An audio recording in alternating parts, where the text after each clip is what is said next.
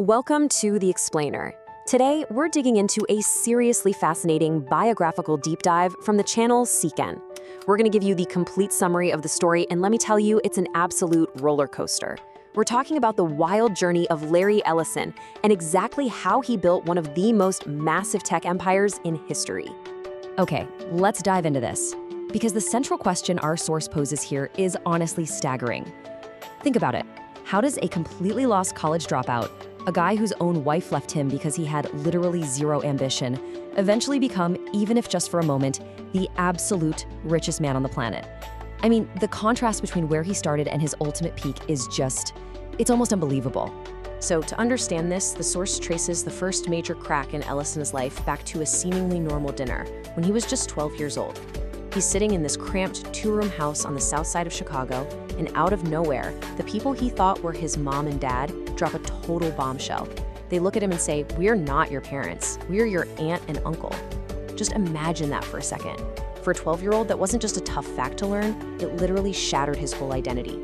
Suddenly feeling like he didn't belong anywhere, he caved to the immense pressure from his aunt, his uncle, his teachers, heck, even his girlfriend, who all demanded he become a doctor. So he pushed himself into med school, but he absolutely hated it. Every single day felt forced. So finally, at age 21, he made what some people called a totally selfish choice. He dropped out, packed up his guitar and a leather jacket, and just bolted for California. And man, his 20s were completely aimless. He lands in 1960s Berkeley, right? A place defined by pure chaos and the free speech movement.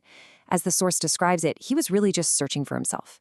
He'd hang out playing protest songs on his guitar. Then, come spring and summer, he'd head up to the Sierra Nevada mountains to work as a river guide in Yosemite. On weekends, he was a rock climber. And to, barely scrape by and pay the bills, he worked maybe 2 days a week as a part-time programmer. He loved being outdoors, and he liked the logic of coding, but there was zero actual direction. He had absolutely no clue which of these paths, if any of them, would actually lead anywhere.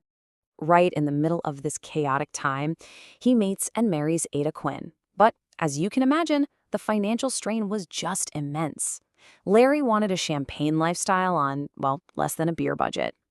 The absolute breaking point, as highlighted by our source, hit when Larry decided he wanted to buy a sailboat. Ada's response was pretty brutal.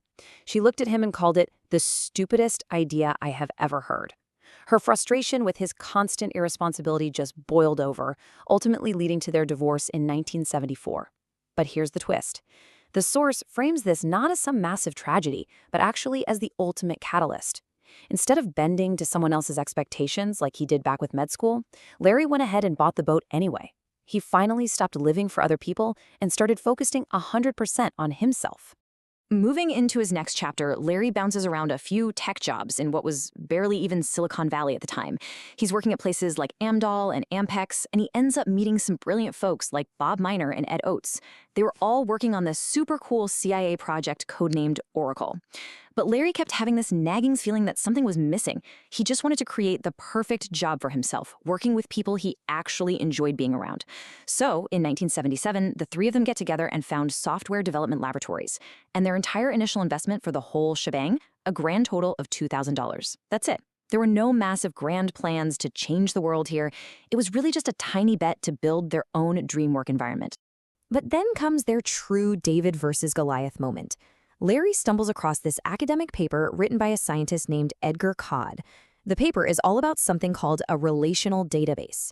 Basically, it was a theoretical way to search massive amounts of data almost instantly without having to write incredibly complex code every single time.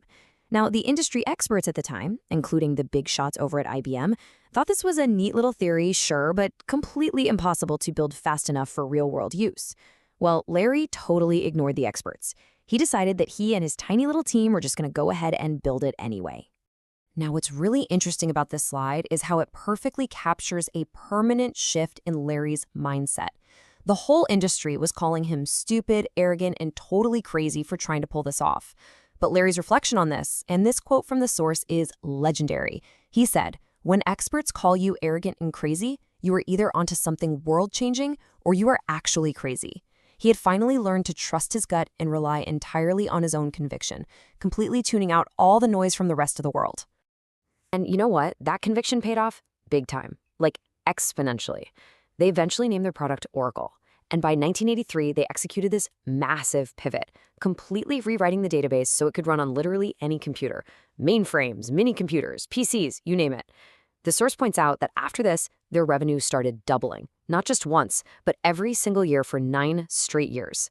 By the time they had their IPO in 1986, they were hitting $55 million in revenue. Just on day one of that IPO, Larry's personal stake was suddenly worth $93 million. But things were about to take a pretty dark turn, because the very next day after Oracle's triumphant IPO, Microsoft went public and completely stole the media spotlight.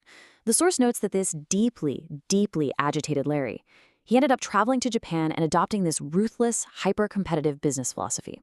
Basically, his mindset became, if someone else is eating rice, you take the rice right out of their mouth.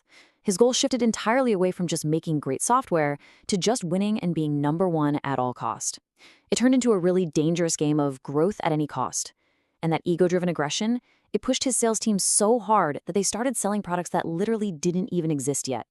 Yeah, so by 1990, selling all this vaporware and releasing super buggy, broken software finally caught up with them. Customers were rebelling left and right, trust was completely shattered, Oracle was forced to report its first ever quarterly loss, and the stock market punished them absolutely brutally. We're talking 80% of Oracle's stock value completely wiped out. Gone. They were forced into massive layoffs, having to cut 10% of their entire workforce. Larry actually had to stand up, publicly admit his massive mistakes, and try to fend off lawsuits from all sides. Let's move to this moment, because this is where we see the core metaphor of our source material really take shape, the idea of the software versioning of a human being. The source makes a great point here. The 1990 crash wasn't just some stroke of bad luck. It was a total failure of Larry's own philosophy. Larry 1.0 was an aggressive sprinter. He was driven purely by ego and completely lacked any real discipline. But rather than pointing fingers and blaming everyone else, Larry did something remarkable. He upgraded. He became Larry 2.0. He got incredibly self-aware, recognized his own critical weaknesses when it came to day-to-day management, and deliberately brought in an outsider, a guy named Ray Lane, to enforce actual structure and discipline. And that personal upgrade, that is what ultimately saved the entire company. Armed with this brand new discipline, Larry 2.0 didn't just recover, he built an absolute empire. The source details how Oracle evolved way beyond just being a database company. They started aggressively acquiring massive competitors. They fought the US Justice Department for years just to push through a $10.3 billion buyout of PeopleSoft, all so they could dominate business apps. Then, jump to 2009, they bought Sun Microsystems for $7.4 billion. That move gave them control of Java and transformed Oracle into a full-stack tech behemoth that controlled both hardware and software. But here's the really brilliant part. While the rest of the tech world was getting super distracted, obsessing over flashy consumer apps and the latest passing trends, Larry was playing a 40-year-long game. He focused relentlessly on what a lot of people considered just boring data infrastructure. By 2023, while AI was still mostly just a fun buzzword for the general public, Larry was quietly pouring billions into building the largest data centers in America. He understood that no matter what the future actually looked like, it was absolutely going to require massive amounts of heavy-duty computing and enterprise data. Which brings us right to the stunning climax of his journey. When the AI boom officially hit, the whole world suddenly woke up and realized something critical. AI models are totally useless without massive computing power and data infrastructure, which is exactly the thing Oracle had spent decades perfecting. So, in September 2025, Oracle announced this massive cloud deal with OpenAI.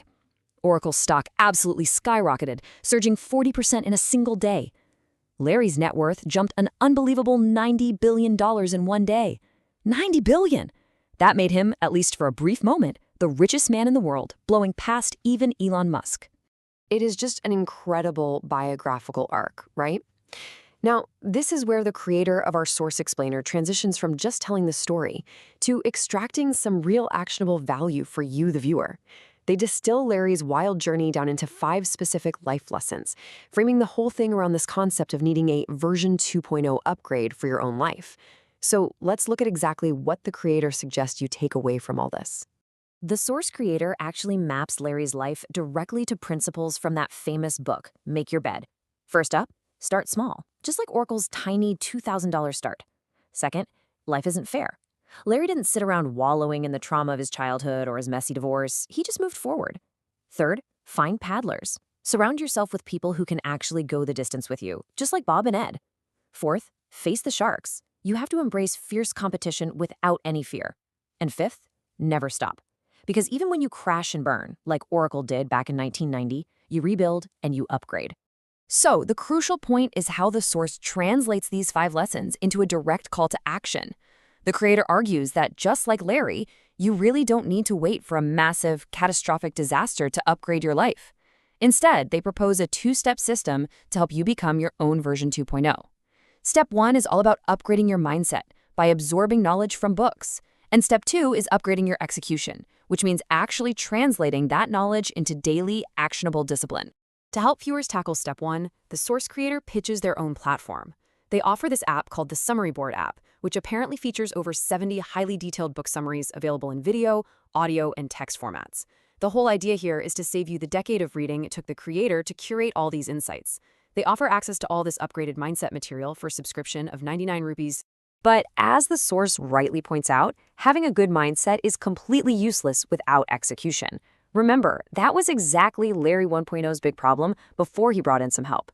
So, for step 2, the creator offers a 21-day challenge that features live morning routines specifically designed for peak execution. Interestingly, the creator states they're actually offering access to this live accountability challenge completely for free to anyone who signs up for the app subscription. It acts as that structural discipline to help you actually apply the things you're learning. It's honestly a fascinating bridge from a tech titan's crazy biography directly into personal development. The story of Larry Ellison proves that even the most aimless, directionless beginnings can result in world-shaking success, but only if you're willing to relentlessly focus on your goals and ruthlessly upgrade your own flaws. Which brings us to the exact provocative thought the source creator wants you to ponder right now. Larry Ellison had to crash his company completely to realize he needed to upgrade to version 2.0. So, will you wait for your own crash, or will you start upgrading today? Let that sink in, and we will catch you on the next explainer.